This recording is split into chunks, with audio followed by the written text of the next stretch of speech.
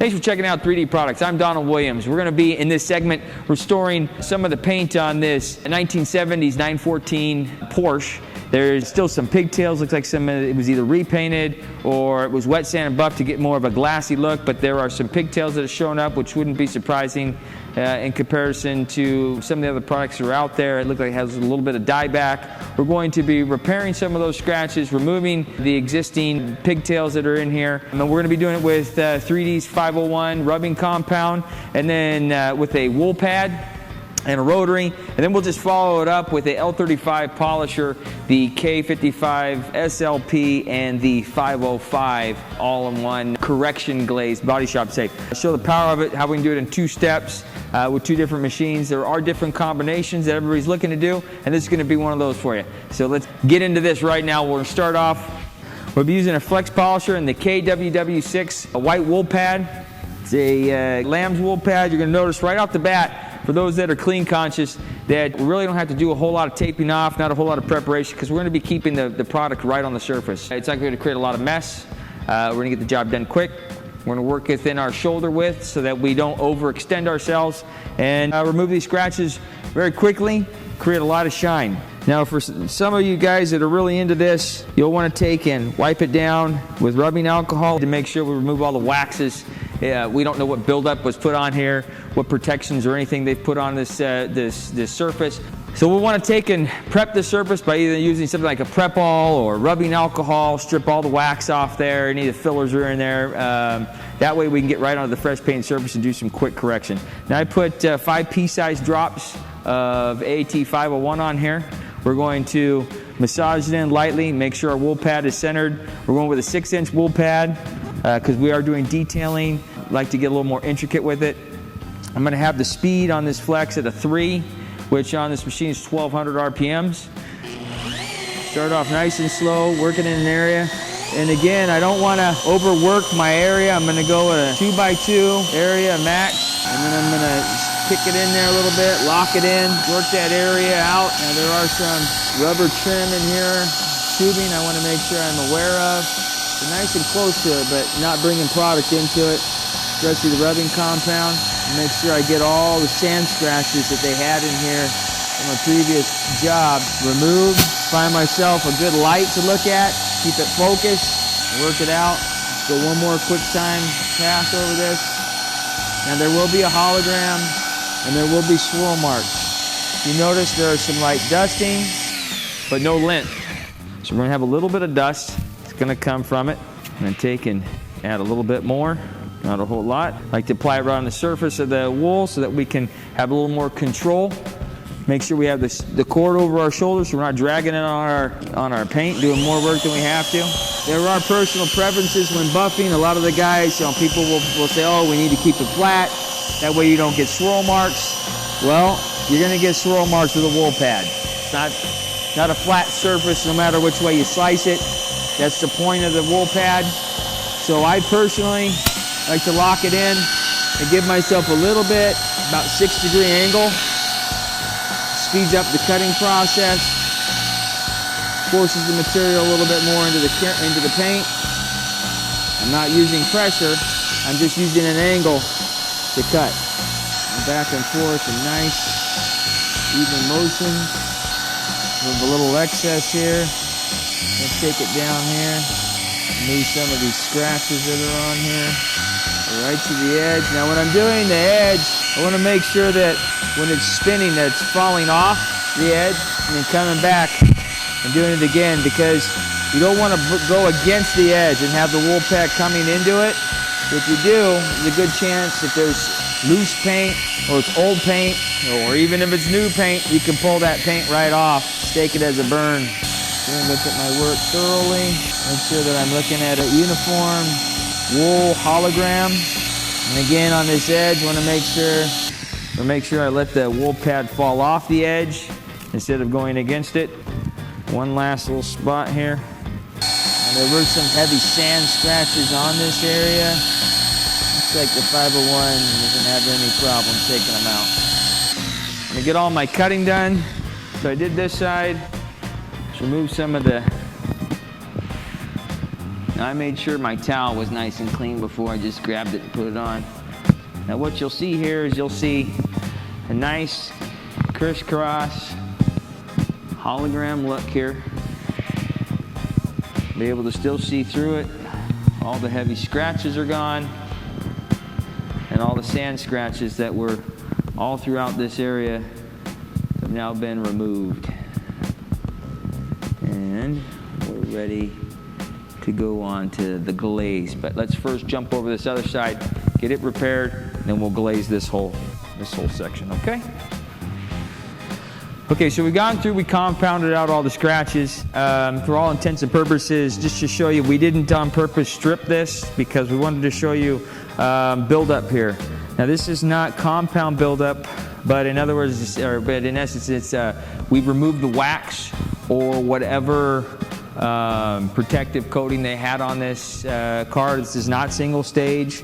This is buildup from removing wax. So it's kind of a good point to make sure you take into consideration these pads. They cost you a little bit of money. Where rubbing alcohol or Prepsol or any of those things are actually pretty much inexpensive. You could take and spray them on, let them soak down, and then strip off whatever surface you have, or protective surface you have on here. Otherwise, you can compound it. You'll be able to spur this out, let it dry a little bit, blow it off, scrub it out. Just causing you a little extra work. Just food for thought. Quick little tip when you're ready to detail a car, especially one that's a little bit older that they've put, I'm sure you've probably had that you take care of, probably has some wax, some protective coating put on. All right, now we're ready for the second step. We're going to be taking 505 Correction Glaze, L35 polisher with the K55 LP. Now this is a non-spidered 5.5 inch purple pad. It's got great correction. We don't really need to worry about conditioning this. We're going to go with 4 pea-sized drops on this. This product spreads very well. Now, if you want to, I mean, you guys, again, it's personal preference. You guys can always condition the pad. A lot of guys get a little bit into this pad conditioning, but this product spreads so well that I think it's a little bit of overkill. But for you guys that like that, let's just do it. Get some conditioner in here. All right, here we go. All right, we're gonna crank it all the way up. I like to go to level 6 on the L35 polisher. Now it's an 8mm throw. It's not a big throw, but then again, with that, it's gonna be less micromiring because of the way the head works with a random orbital. You get a little more correction with a bigger throw, a little quicker correction. Not really more correction, just quicker correction. But you also get a higher chance of micromiring. So we'll go ahead and turn this on. We always want to start it on. And go right up to the tape line here. And again, we want to work within our shoulders. Now, the slower we go, the more correction, the higher gloss we're going to get with the 505. And pretty much any product, but the 505 in particular. Because it has the wax properties in it. If we want to use it as a wax, we just go back and forth. But she'll give you a good shine, but you won't get rid of all the wool pad marks. So we want to go nice and slow, even back and forth, overlapping motions. If you notice with this pad, you'll see how well balanced this is. You don't need to push down. It's medium to light pressure. You always want this head spinning and orbiting. If you can see it, it's kind of got that three-dimensional look to it. It's going at it's spinning, the pad is spinning in one direction, and then the backing plate's being thrown out in the same direction, but further out. So it's kind of giving you a Mr. Miyagi wax on, wax off look. Now we're gonna cross ourselves up just to make sure that we got it all covered right. And we removed all the scratches, or the wool pad marks evenly, and make sure we didn't miss anything. Now this doesn't take a whole lot of work. You can see I can take and basically 3 fingers do this job. And I like to just cradle it in the one hand just to keep the butt end up. And then just put my thumb down on the top here. Now we're going to jump over. You notice that I don't have to reload it. A little amount of this product goes a long way. And again, the slower we go, the more correction we're going to get, the higher gloss, the more defect removal. Now, a lot of you guys, you might want to think that you have to push down like this. All that's going to do is create a lot more friction between the Velcro of your pad and your backing plate, which is where all the heat is going in the action of this machine. On a rotary, we have all the heat going down right onto the surface. On a dual action polisher, we have the heat coming up. So we have these holes here on the backing plate. Heat's got to be able to come up and vent out.